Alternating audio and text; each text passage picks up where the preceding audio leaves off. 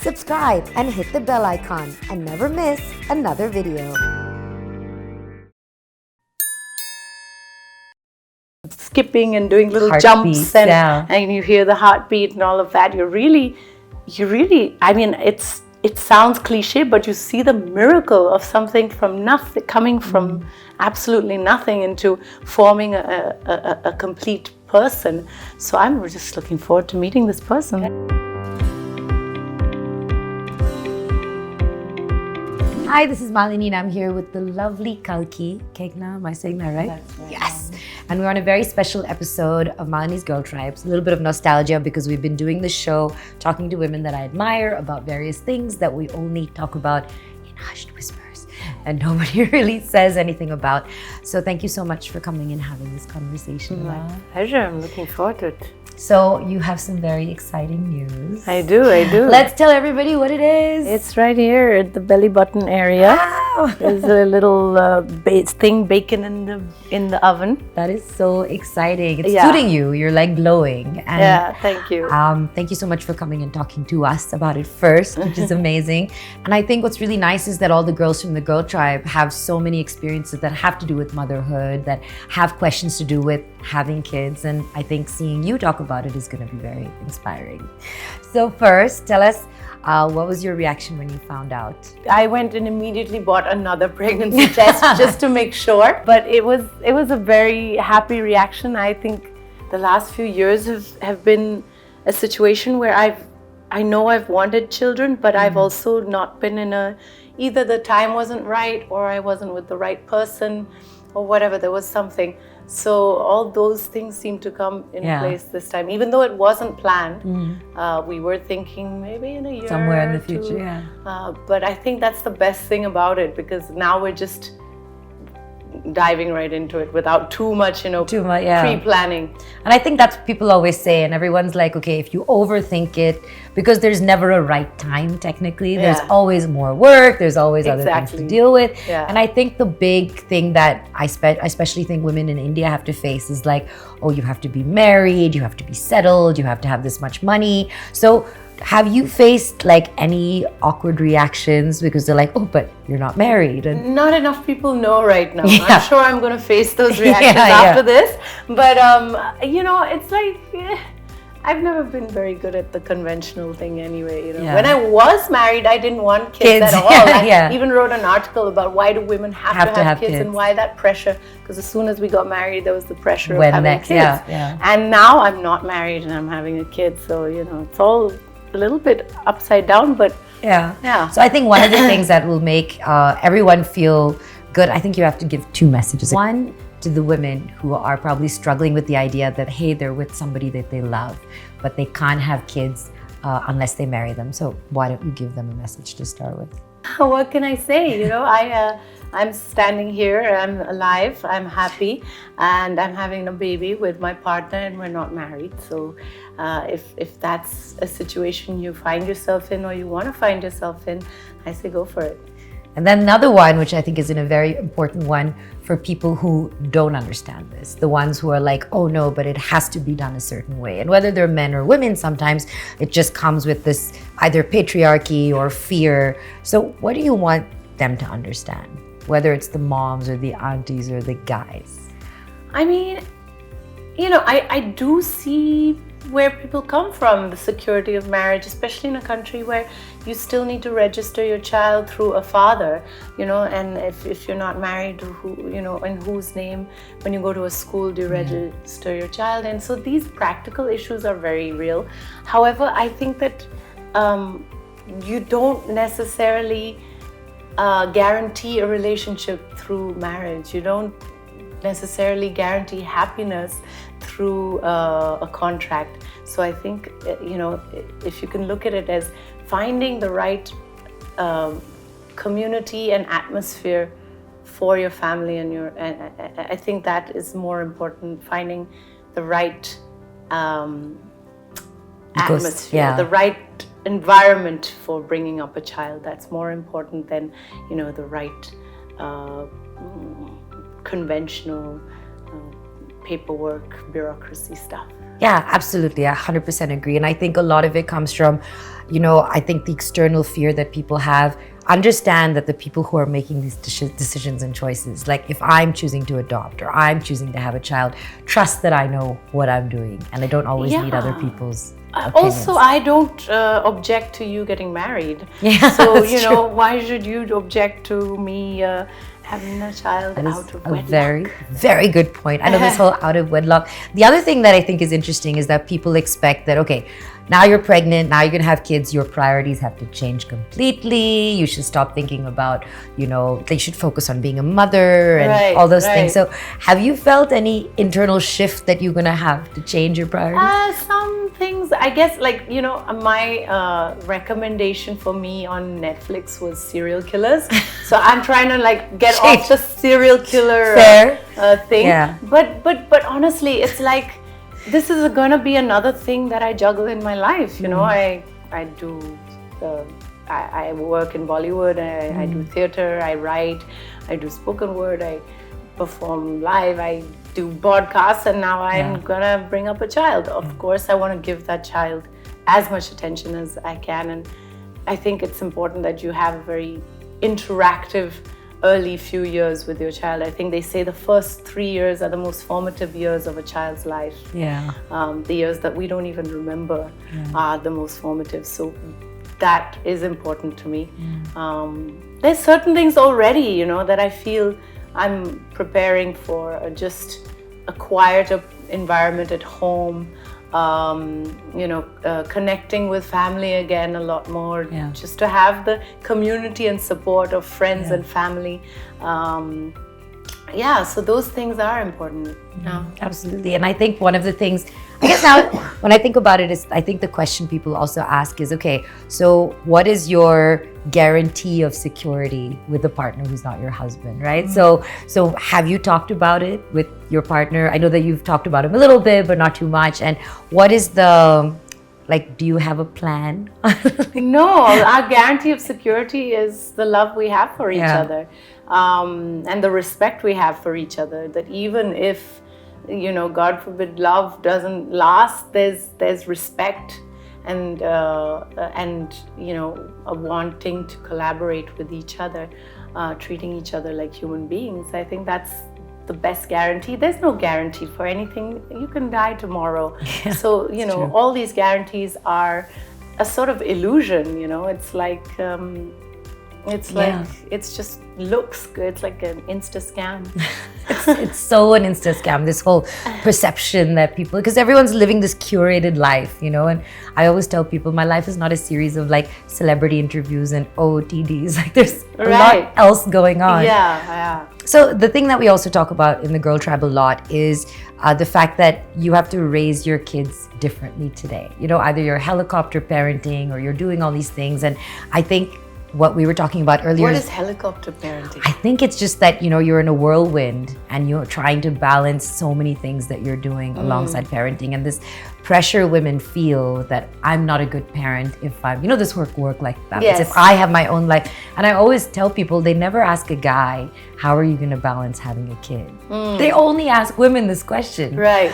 So I think it's because I guess they assume, well, you're going to be there, you have to feed the kid. But I have so many, I've talked to, Neha Dupya and Soha, and they're like, we take our, we take our breast pump along. It's not that big a deal. It's just that word freaks everyone out. You said breast out loud, Right. And so what are the different things that, I was talking to a lot of friends about is that you have the two kinds of parents, right? The ones who once they have a baby, that's all they talk about, and you see baby pictures, which is cute, I get that. And then you have the other ones who are the other extreme, saying, no, we're not going to let this. So do you have a thought on what kind of parent you'd be? No. See what happens. But of course, in the first few months, I will have my baby with me, stuck to my breast, and I will, have to take him or her around. And I do think we live in an age where we're able to do that, and we're lucky to be able to do that. And I think it's kind of interesting how in this age of social media, everyone's posting their baby pictures, but I have some friends who are we will never post the face. Right. And there's two opinions on this, right? Like, I mean, I love watching like timeless baby pictures. A lot of my friends, my best friend has an account called Mumbai Mummy. Yeah. But do you have a perspective, or are you going to like... I don't have a strong perspective on it. I don't think I want to spend my time filming my child all the time. Yeah. I just, I'll be it's like, even when I go traveling, I don't spend my time Instagramming everything because I want to see the place and experience it. So it's the same here.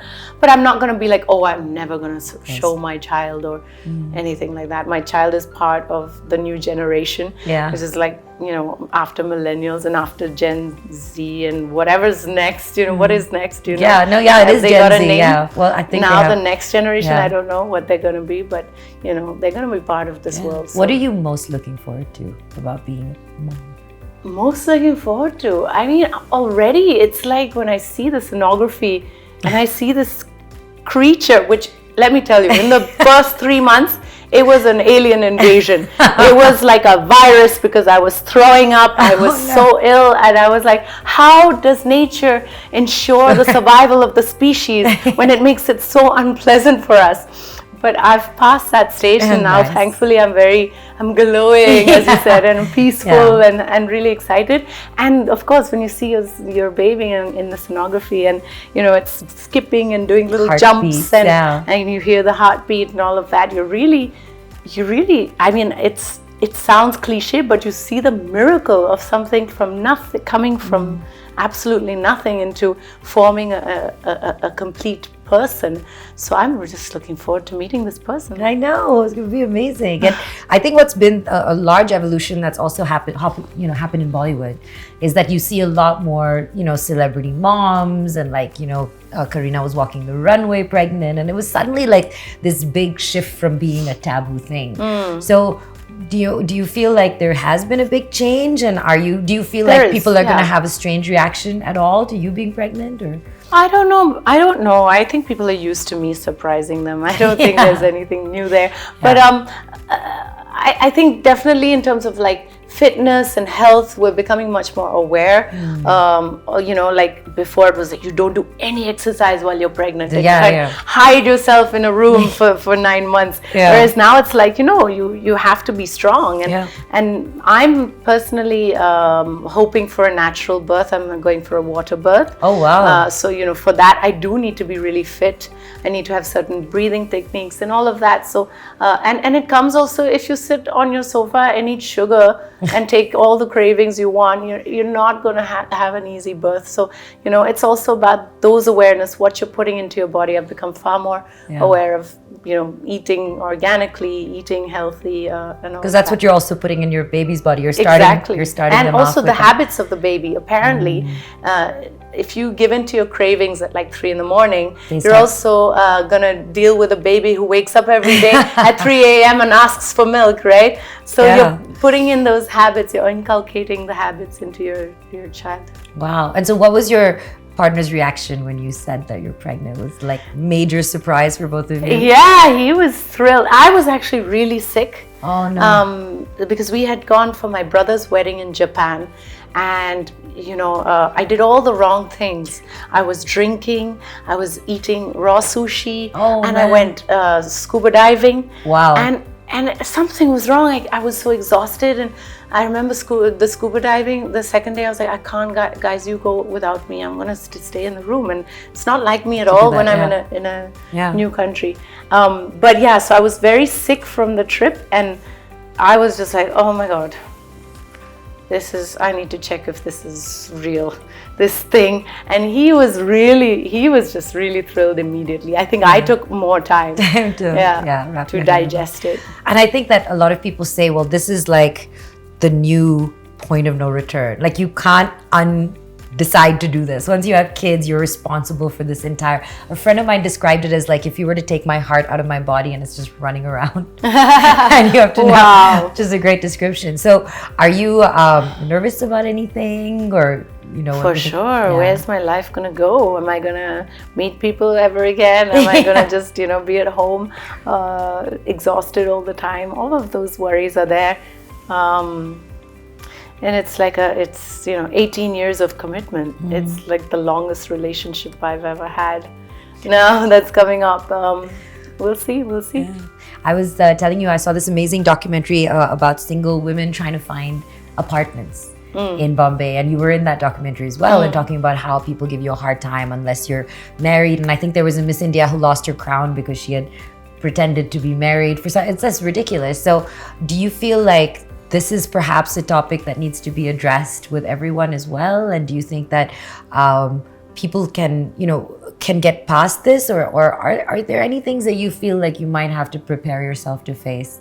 I mean, already my neighboring auntie, she's met guy, and she's like, oh, who's that? And I said, that's my boyfriend. And she said, oh, okay, are you planning to get married? And I was like, I'm not sure, so it's right in your neighborhood. Yeah. It's everywhere. But it's not also, it's just, I don't think she even meant it. It was just, it's automatic. It's an automatic response of growing up in a different generation. And the only way that will change is exposure to more of people like us.